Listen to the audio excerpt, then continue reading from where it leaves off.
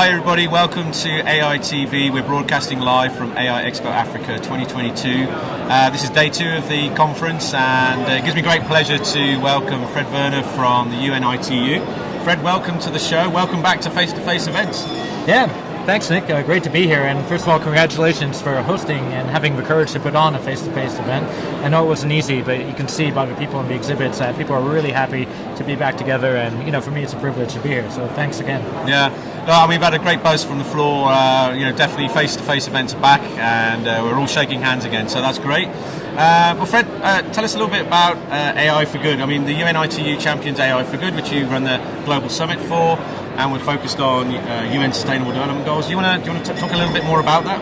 Yeah, sure. So AI for Good, it was basically built on the premise that we have less than 10 years to achieve the United Nations Sustainable Development Goals, and AI holds great promise to advance many of those goals and targets. So anything from solving climate change or food supply, providing better healthcare, education, gender equity, autonomous driving, smart cities. We have so many use cases that come across our desk every day.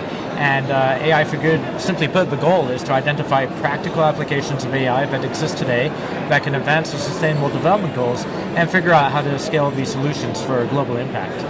Now, we met in 2019 at the Global Summit, which is held in Geneva, for those that don't know about it. But then you had to pivot like us, you had to go online, but that actually resulted in you creating a whole new ecosystem. Do you want to explain a little bit about that? Yeah, the saying that never let a good crisis go to waste, Yeah. right? So as hard as it was, we had to cancel our summit, as did you. And then we thought, instead of waiting for blue skies, which no one had any idea how long the pandemic would last, let's just go online. So we had more than 300 speakers lined up for the physical summit, and we just started putting them online one by one. And we found that, as difficult as that was, it had a lot of benefits in terms of being more inclusive. All of a sudden, people didn't have to get an expensive plane ticket to fly to Geneva. And we went from, basically an audience of about 2,500 at a physical summit to reaching over 300,000 people online. Wow, that's a big number. From 183 countries. So that's almost all the countries in the world. And more importantly, especially for AI Africa, is developing country participation more than doubled. Yeah. And that was a really big uptake in participation from Africa. And of course, gender balance increased as well, from about 35%, which at the time we thought was quite okay, to about 45%. So virtually almost every touch point of what we're trying to do in terms of being the most global, neutral, inclusive AI for Good platform in the world was, basically enhanced by going online. What's the name of that platform? Yeah, so basically we started very low tech. It's just doing Zoom calls, but we thought, what a pity. All these people are connecting every week for maybe an hour and a half, and then they never meet again. So we actually created what's called the AI for Good neural network, and it's an AI-powered community matchmaking platform. And the way I would describe it, because now AI for Good is an all-year, always-online platform with up to 5 sessions a week and hundreds of replays. So it's part Netflix in the sense that you create a profile, and then we use smart suggestions to match you up with relevant content.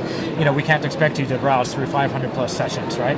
So in that sense, it works like Netflix. It's part dating app in the sense that when you start, you take a smart matching quiz, and you'll be matched to up to 10,000 participants who have joined so far.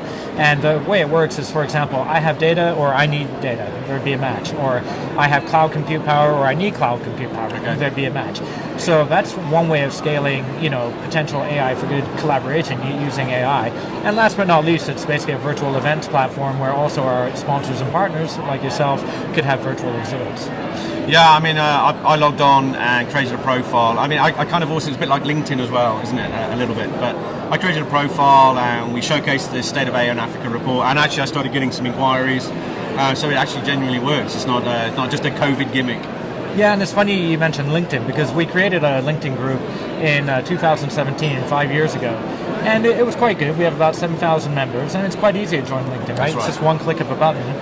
We launched a neural network in February, and that's actually a heavier ask. You have to create a profile, take a smart matching quiz, but we had 10,000 profiles created in less than 6 months, and it's growing at a rate of about 300 a week.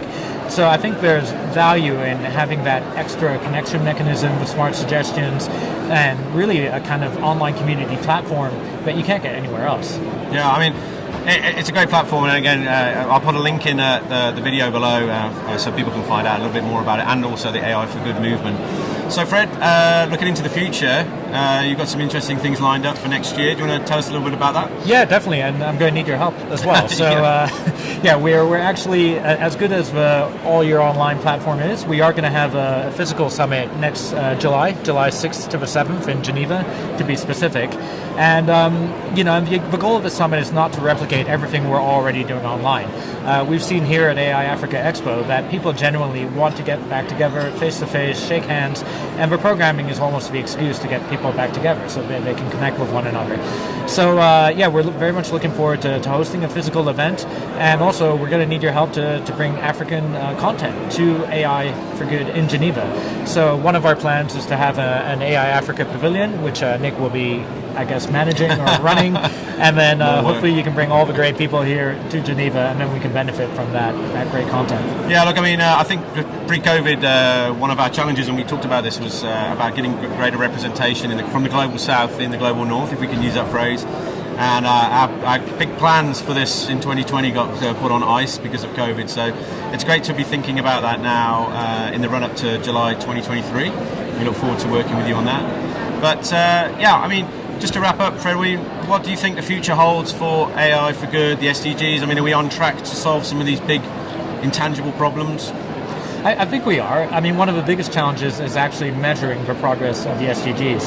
And we've seen through some of our webinars and talks that actually 30% of the SDGs can be actually mapped and measured in real time from space. So that's a huge opportunity in itself. Wow. But also I was talking to some of your delegates yesterday, and they're measuring progress to SDGs or ESG or sustainable progress in different ways, even using sort of tiny ML sensors that are deployed on the ground and really collecting data at the source. And I think that's going to be a really big opportunity, and we're launching some challenges around that. On top of that, we have, we've done some Innovation Factory as startup pitching competitions. We've done 4 together. So that's been a great way of bringing African businesses to the forefront. We have some AI data challenges that we've been launching on machine learning and 5G networks, but also more recently a Geo AI challenge. So I think all of these collaboration opportunities, whether it's building pre-standardization efforts or startup pitching competitions or actually crowdsourcing new solutions through AI challenges, are all taking steps towards the SDGs. But of course, we need this to happen at scale, and that doesn't happen overnight. But that's one of the big challenges, I think, what you're trying to solve here, and also that we are, by being more inclusive and bringing all these people together. Well, it's great news, Fred. I mean, it's great to be back. I can't emphasize that enough. I mean, there's been a great buzz from the show today. We're going to be wrapping up later on this afternoon, and look forward to seeing you next year, Fred, and we'll put all the links below. But it's just signing off here from AI TV at AI Expo Africa 2022.